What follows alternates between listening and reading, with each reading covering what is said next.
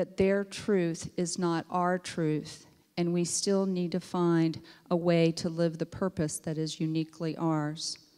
So this is an important factor to realize that once we start this journey, there are going to be people in our lives that support us, and there's going to be others that don't. And they'll come up with 1,000 weird reasons why you shouldn't be doing what you feel is uniquely yours to do. And we can honor them for wherever they're at, and we can still move in the direction of our dreams. For anybody who has ever faced an addiction, you may know particularly how true this is. And it is that when you've had an addiction in your life, and you know that you need to change, and you know you should change, and circumstances and things happen which encourage you to change, and you wake up one morning in your life and you say, I am ready to let go of this addiction today. And then you go out in your life, and surprisingly sometimes you find people in your life who really may not want you to get rid of that addiction. And they're the ones that maybe are helping you stay exactly where you're at. And it's still not their fault.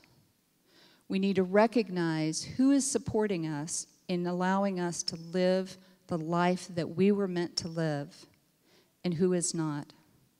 And we honor where they're at, and then we move on. And that can be some of the toughest decisions that we ever have to make in our life. But if you are truly going to live our dreams and fulfill our purpose, sometimes that is the only thing that we can do. And there's another important factor here is when we think about making a commitment. Sometimes it may seem that commitments that we make to others is just more important. We're a caretaker. You're thinking, well, I can't live my dream. I've got other people to take care of. I got to take care of my kids. I got to take care of my parents. I got things to do. I got responsibilities. I don't have time for this whole live my dream kind of thing. But you know what? We do. And why isn't it that the commitments that we make to ourselves aren't as important as the commitments that we make to each other?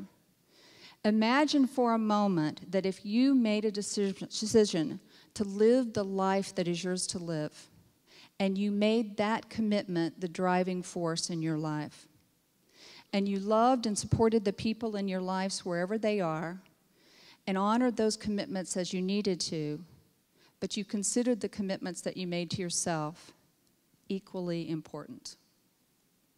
And that's an important factor if you are truly going to live your unique purpose.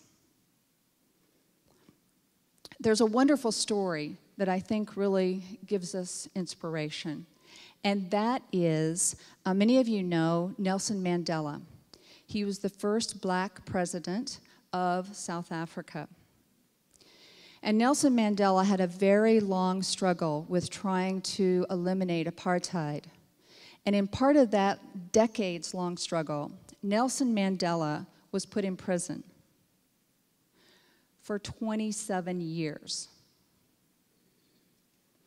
Now imagine trying to maintain commitment to your unique life's purpose while you're in prison for 27 years.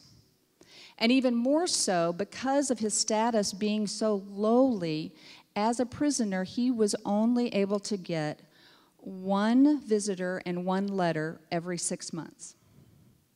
So now imagine, with all the trials and tribulations you have in your life, and that you're going to try and to make a commitment to stay true to your unique purpose, and you only get to talk to 2 people every 6 months. How difficult would it be to keep your commitment alive, to be inspired and encouraged and continue on the path regardless of what is happening?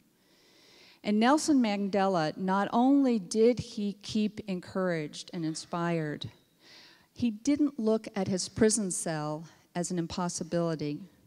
He transformed it into a juggernaut for change. And in fact, while in prison, was able to not only keep himself encouraged and inspired, but inspired hundreds of thousands, perhaps millions of people worldwide, for all of us to come together to fight apartheid in South Africa. And so what is the prison that we're keeping ourselves in today that's keeping us from enabling us to get to our true life purpose? So I thought we could just take a moment and take some deep breaths.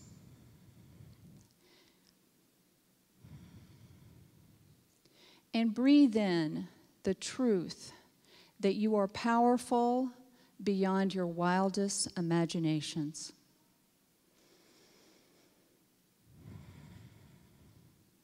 And when you breathe out, know that you have everything you need to live your dreams.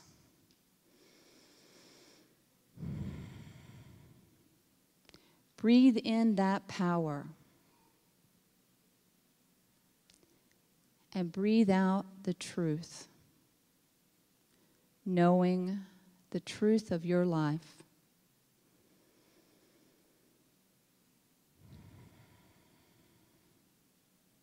In this moment, know that you have a unique purpose and that you have everything you need to fulfill that goal.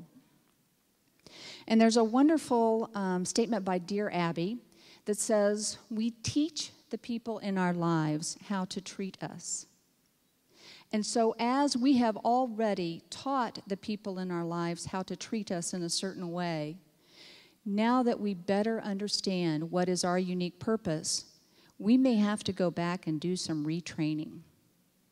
There may be people in our lives that we need to help them understand that we have this unique purpose, and we can go back and encouraging them to support us as we support them on their unique purpose as well. So one of the things that we can do is we can make sure that each day we have an opportunity to make progress towards living our dreams.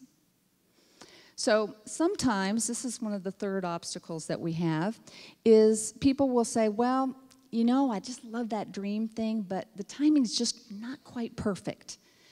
You know, as soon as my kids are grown, or as soon as my mom gets better, or as soon as my health improves, I am right with you. Boy, I'm going to start living my dreams and everything's going to be wonderful. But, you know, I got to put it on the back burner for now because I got some other stuff I got to get done first. And then as soon as I get that stuff done, well, then there'll probably be some other stuff and it'll continue to stay on the back burner. So the timing to live your dreams and to be your unique purpose, the timing may never seem perfect, and yet the timing is always perfect. Imagine that this moment, this day, right now, is the perfect time to start moving in the direction of your dreams. That today, there is at least one thing that you could do, that you could go and do to help you move in the direction of your dreams. Imagine what that might be. Just one thing. And imagine if you did that every day. Now, in a week, doing one thing to move in the direction of your dreams, you might not see much change in your life. But imagine if you did it for a month or a year. What kind of changes would start to be transformed in you if you made the driving force in your life living your unique purpose? And oh, by the way, if you don't do it, the week's going to pass anyway, and the month's going to be gone, and the year or two, whatever you're doing, is still going to come and go anyway. So each of us can choose whether or not we're going to spend this day and every day fulfilling our unique purpose. We have that as a wonderful opportunity, and we can do it one day, one step at a time. So this morning, my Bible verse is from Jeremiah. In Jeremiah, he was in a bad situation. They were having wars, and people were getting run out of their homes. I don't think they had foreclosures back then, but they certainly had war and crisis and exile. So what was happening to Jeremiah can be very relevant to what each of us may be feeling in our life.